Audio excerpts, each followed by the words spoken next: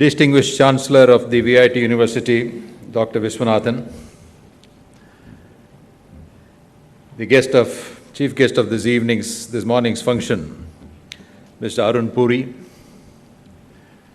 Vice Chancellor of this university, Dr. Raju, Vice Presidents of this university, Mr. Shankar, Mr. Shekhar, and Mr. Selvam, distinguished members of the faculty, invitees, student friends, ladies and gentlemen. My first words this morning are certainly those of thanks to Dr. Viswanathan and his team for giving me an opportunity to be here and meet all of you in this great institution of learning. I was always an admirer of Dr. Viswanathan for many number of years, because here is a person who made many twists and turns and changes in his career, which is very uncommon in people, especially for somebody who chooses politics as a career. They always aspire to be ministers and ministers, age being no bar, and they never think of anything else. Dr. Viswanathan, I read, started his career as he joined the services, then became a lawyer, then chose to enter politics, and he distinguished himself as a very successful Minister for Food and Civil Supplies. He went on to make many path-breaking changes there, which I think was a mistake. And then his career took a turn when he wanted to become an educationist and started this institution back in 1984. I've always looked for, and we see visionaries in this world who have transformed the society, who have transformed the opportunities in front of them. There are not many of them. There are very few of them. If you talk of visionaries, if you talk of people with great foresight, overreaching vision, who could imagine things which are well beyond 20, 30 years of today, the best example one comes across is none other than the father of the nation, Mahatma Gandhi. Sorry, he didn't have a doctorate. Mahatma Gandhi, back in 1919, when there was no communication, there were no television sets, there were no radios, in foreign rule, and when the Congress party was not so developed, it didn't have so many branches and sub-branches, he gave the call for Swaraj. And that call was backed by what? It was backed by truth, it was backed by conviction, and it was backed by a great vision. And in less than 30 years, he achieved Swaraj, Purna Swaraj. So I liken all visionaries to Gandhiji. Here is a man coming from this place, which was little known, but for the CMC, which was again started by a great visionary, Dr. Aidas Kadar. Back in 1984, a number of educational institutions were started. I think that was a time when government allowed the so-called self-supporting institutions to come, and a few of them started. And most of them are where they were. And here Dr. Viswanathan has grown this institute to international standards, to international levels.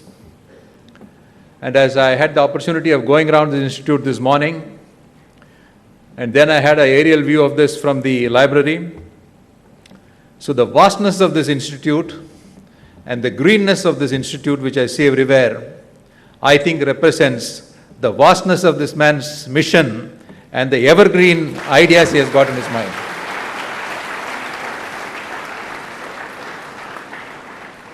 So first, at the outset, sir, I would like to congratulate you for what you have done and wish you well for what you plan to do in the future. He's a fearless man. He always tries to express what he thinks. In every forum, he makes this point that education has to be liberalized and education has to go on in a much greater pace. It has to march at a much greater pace than what it's doing now. So, this servant of education, I'm sure, will be remembered for very long in the field of education. If I can borrow a kural from Saint Poet Vellore, who said, "Ondra ulagathu, pondrada pugalallar verondilla," ennu sonnar. Ayya, correct ayya? So he says, in this world, what stands permanently is only fame. And that fame he has achieved. And to all of you students, learning this curriculum, getting a degree, excelling in those areas is of course what is expected of you. But you must learn from everyday situations. Those of you who are doing management sciences, and all professors here with great respect who must be teaching mission and vision, I must tell you, no greater lesson is required on mission and vision than what you see around you. This is where a mission has got executed, a vision has got executed, and a mission is going on.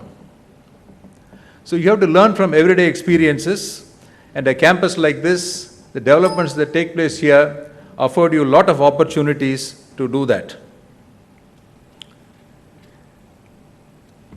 Student friends, I remember, go back to my student days 40 years ago, when I took my degree at the convocation of the Madurai Kamaraj University. There was chaos at the convocation hall. Students started tearing up the diplomas and started telling the governor and the minister who were there at that day that they want jobs and not these diplomas. And I think we have come a very, very long distance from those days, and the situation has dramatically changed, where the leading companies, for example, I see Mr. Pattabhiraman sitting here, trying ready to snatch you from these portals of this institution. Jobs are after you. You're all assured of a job, you're all assured of a future. That is what India today is. And people have started accepting India, and people are feeling threatened about India. There is a story of an American mother who used to feed her children in the 1950s and 60s. She used to tell her child, "Oh little child, my dear child, don't waste this porridge. I don't want to throw it down the basin because children in India are not getting this porridge. They are all hungry, so you should not waste it, you should drink this porridge."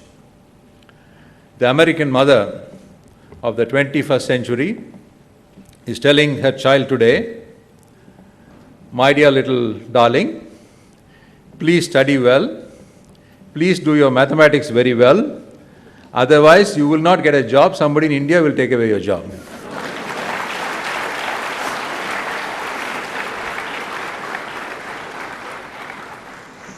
So we have become a global power and a knowledge power. Now, how to enhance on this knowledge power? If you have to do that, you have to travel well beyond what your curriculum expects you to do. This curriculum which university is set for students has got a very great purpose, but unfortunately it's a limited purpose. Because today we are in a world where knowledge is simply exploding.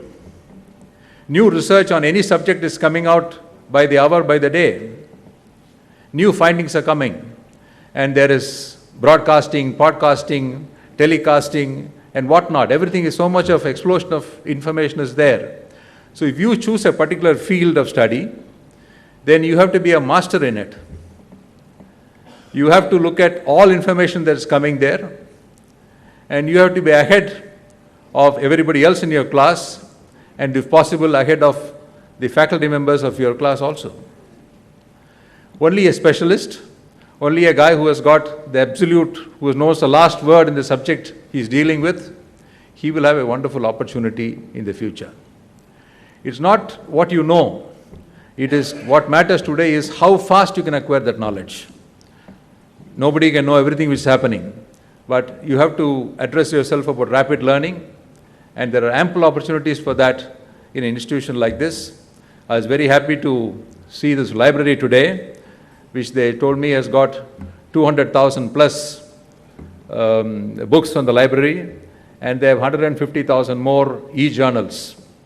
And the magazine rack, which I happened to look through, had a lot of magazines, including a photography magazine, which is my hobby. So such diverse opportunities are provided in this field, and one has to make use of them.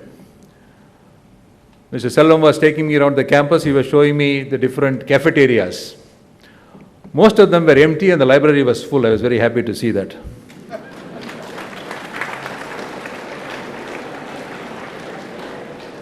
Well, this is what I saw at 10 o'clock this morning. So if you're 4 o'clock, I may change my views. So.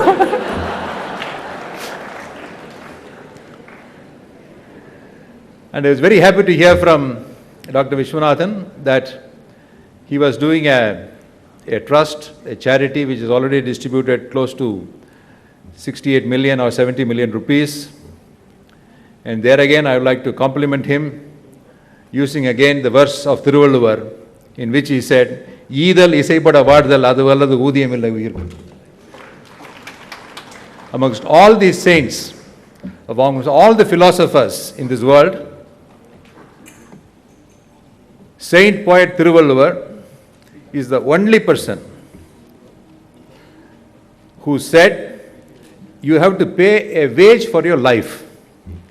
Eedal isaipada vaadal adu valladu oodiyamilla uyir. I find your library is having one Thirukural exhibited every day. If you can have this particular Kural exhibited tomorrow, they may understand, sir.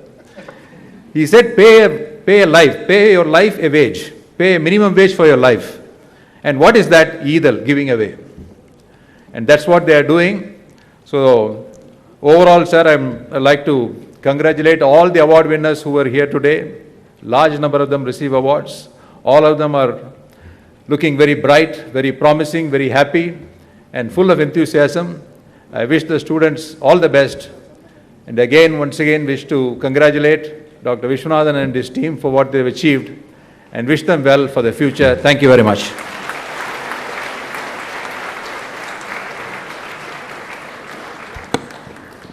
Thank you, sir, for your kind and encouraging words. I would now like to request our Vice President, Mr. G.V. Selvam, to present a memento to our guest of honor.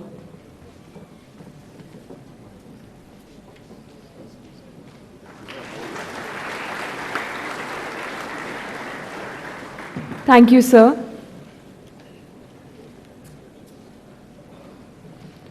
I would now like to invite Dr. A. Ruben Kumar, Assistant Director, Students' Welfare, to present the annual sports report.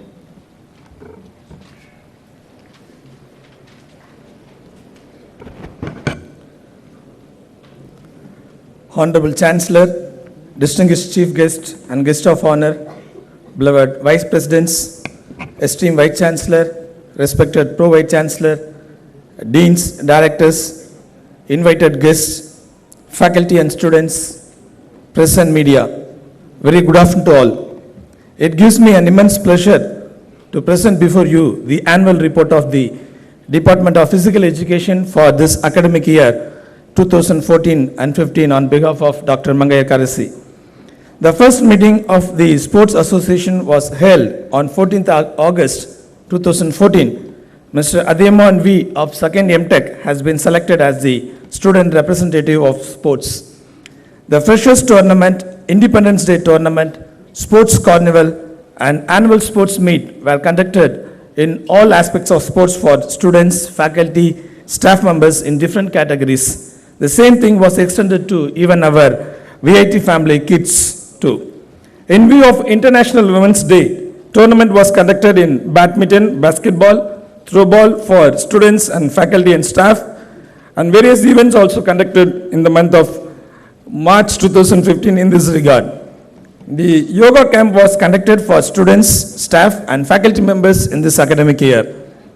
21 days free summer coaching camp for school students in and around Vellore was inaugurated on 30th April 2015. The summer swimming camp was also conducted during the month of May every year.